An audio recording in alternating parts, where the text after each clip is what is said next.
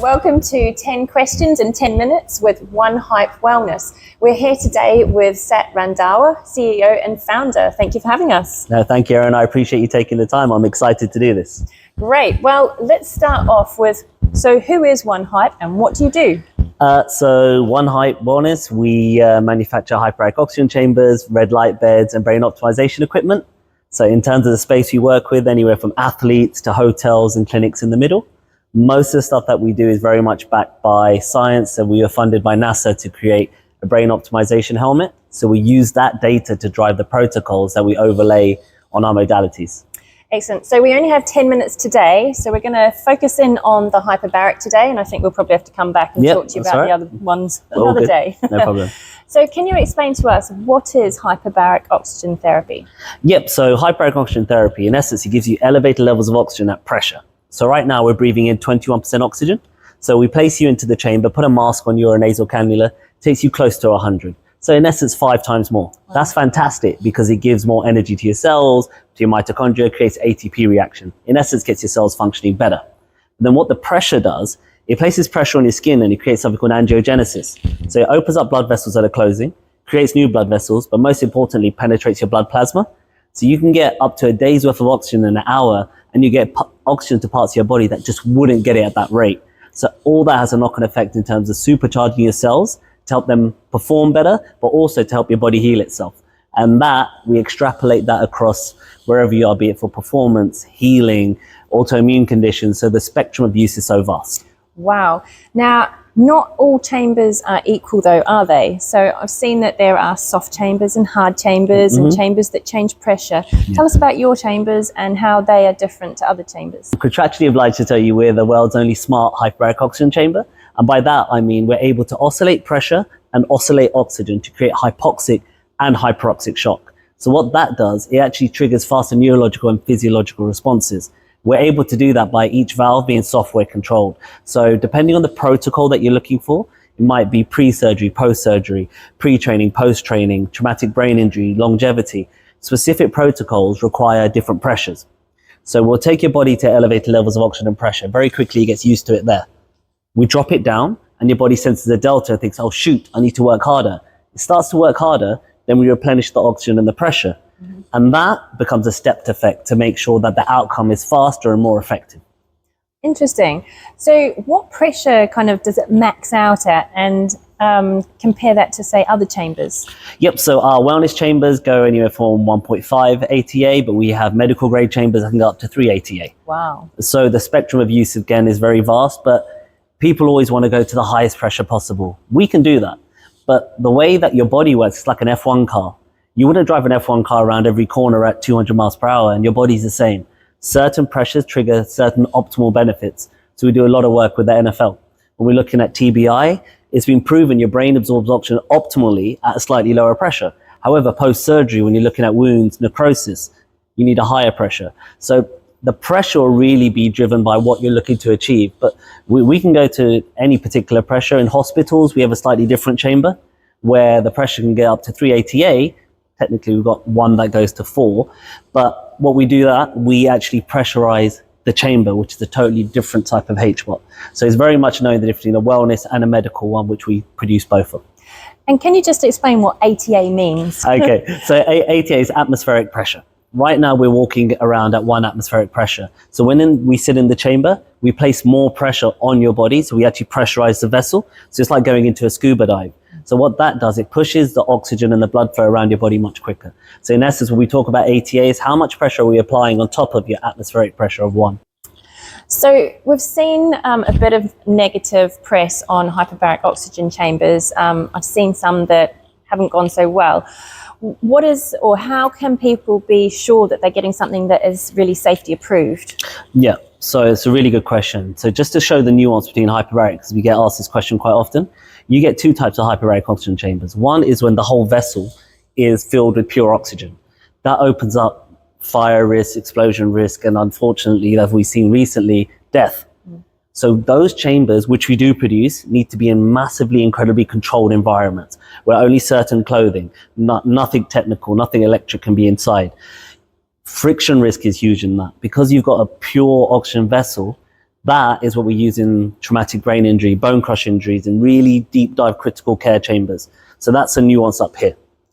The wellness and the pseudo medical grade chambers, where the majority of our chambers sit, it's a case of we pressurize the vessel with atmospheric air. So 21% oxygen, 78% nitrogen, and a mixture of other gases. So that's just like being how we are here. And then the oxygen comes through a mask or a nasal cannula. So when you're measuring the oxygen within it, the chamber, it's very important to know where your levels are. So coming to the second part of your question, when it comes to safety, every single one of our chambers comes equipped with an O2 and a CO2 monitor. Being able to understand where are your CO2 and your O2 levels is important for two reasons. One, when you're talking about the efficacy of the HBOT, you want to get an elevated level of oxygen, great. But two, you want to make sure that your CO2 levels are safe. The ppm on them has to be safe. My journey into this was, before we started reselling and then becoming a distributor and then manufacturing, was I've used multiple HBOTs. Some were great, some, let's be honest, not.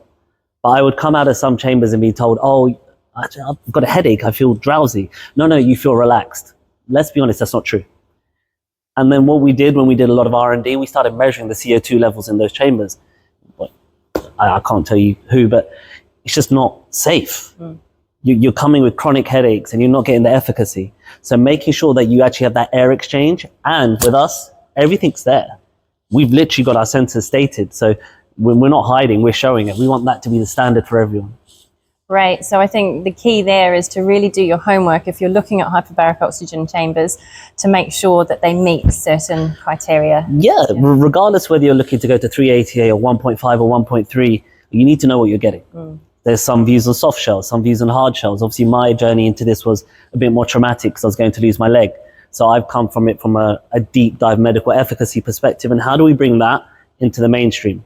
And I know that doesn't always fit people's space or budget, etc. But there's some like non-negotiables when you talk about oxygen and CO2, regardless of a soft shell or a hard shell. And you need to be aware of that. So for the people that are interested in maybe adding hyperbaric oxygen chambers to their business, so in wellness and things like that, what are the main considerations that they might want to make before making this investment? I think one of the key things is understanding your cohort. The fantastic thing about hyperbaric is that the spectrum of use is so wide, but making sure your messaging is correct. So obviously, like I mentioned, I came from nearly losing my leg, but then you've got people post-COVID, looking at brain fog, looking at people just wanting to increase energy, better sleep and mood. So one of the key things is understanding, does that match your cohort? Majority of the time it does. And then the second part is, how do you understand what HBOT can do for your clients and lay out that pathway? So we've done something really interesting with the hotel group, which is a case of, okay, they do a lot of heavy fitness stuff, but we've created pathways. Okay, if your HBOT is doing this is post-Pilates, this is pre-training, this is post-training, this is post-jet lag. So HBOT can help massively in that. It's just a case of letting us dive deep with you to help create that program. Fantastic. And so how long is a typical chamber session? It really depends. I know that's a bit of a woolly answer, but I think anywhere between 45 minutes and 90 minutes, depending on where you are. So we've got a lot of athletes who do 90 minutes, but on average, 45 minutes plus decompression. So you're in there for around 55 minutes. And can I ask how much people might be charging, ballpark figures, what people would charge for a session? Yeah, so it really depends between where you are. Yep. So I think in London, around 100, 150 pounds per session. But most of the time you've got memberships, you've got some really good initiatives on buying, like bulk buying. And outside of London, it's around 80 pounds. So your ROI is pretty good. It's just a case of how do you package that up. But the memberships are becoming really, really popular now. And then how often would someone typically need to use it for either just general wellness or B, if you were treating something a bit more chronic? So general wellness, if you can use it a couple of times a week, is great, because it has a couple of things. It's not going to change you at a cellular level once you use it once. However, it has a knock-on effect on your sleep, which rolls into everything else that you do, which is great. When you say you're coming from more of a medical or of a chronic side of it, then your doctor's going to tell you what to do, but ideally 3-4 times a week. So let's take the example, we work with a lot of surgeons. Post-surgery, a lot of these guys will have people coming in using it 5 times in 7 days, because wound healing is massively increased. So studies have shown that we can decrease wound healing time by up to 40% and reduce scar tissue by up to 75%, which is crucial. So to use it at the start to help that healing journey is massive. Excellent. And I guess the last question would be, obviously it's a great touchless wellness option here. the attendant time, or having someone to come in and put them in, do they need to be specifically trained, and do you offer the training? So again, yes, we offer full training, and there's two elements to it. One is the actual hardware training. The other one is how much do you want to learn about hyperbaric. So Dr. Zaido Tanzi, he's written the Hyperbaric Excellence course. He's on our board. Right. And so what he actually does, he's got a course that we allow you to access so you can become a HBOT specialist. But the second section is, if you're using this in a wellness setting, you don't always have to be there because it is touchless. It's about bringing people into the journey, putting them into the chamber, making sure they feel comfortable, and then coming around and monitoring it. We've got some cool clients. So one client specifically asked staff to do every 7 minutes, not 5, not 6, not 8, 7, because that's his lucky number. But in essence, each chamber comes fitted with a webcam and a specific walkie-talkie that works under pressure. So even if you've got someone who puts someone in the chamber, they can monitor them remotely, which is really key because those small elements are really important. One for you, but also for your client to feel relaxed. Excellent. So thank you so much today for sharing these insights into hyperbaric. We're going to be doing a webinar with you soon to dive even deeper into this, which will be fascinating. But I think I'm going to go and have a go now. Awesome. Thank you for coming, Erin. I appreciate it. Welcome to 10 Questions in 10 Minutes with One Hype Wellness. We're here today with Sat Randhawa, CEO and founder. Thank you for having us. No, thank you, Erin. I appreciate you taking the time. I'm excited to do this. Great. Well, let's start off with, so who is One Hype and what do you do? So One Hype Wellness, we manufacture hyperbaric oxygen chambers, red light beds, and brain optimization equipment. So in terms of the space we work with, anywhere from athletes to hotels and clinics in the middle. Most of the stuff